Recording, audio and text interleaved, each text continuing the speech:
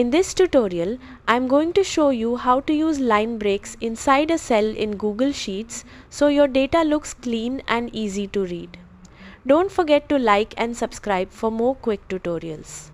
First, open your Google Sheet and double-click on the cell that contains your text. This will put the cell into edit mode. Now, place your cursor exactly where you want the new line to begin. This could be after a word, a comma, or anywhere that improves readability. Here's the key step. Hold down the Control key on Windows or the Command key on Mac and then press Enter. You'll instantly see your text move to a new line within the same cell without jumping to another cell. If you want to add more line breaks, just repeat the same step.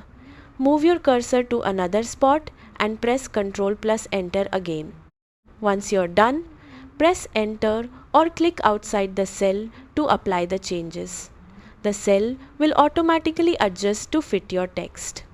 And that's it. You can now organize text inside a single cell and make your spreadsheet much cleaner and easier to read. If this helped you, give it a like, drop a comment, and subscribe for more quick and practical tutorials.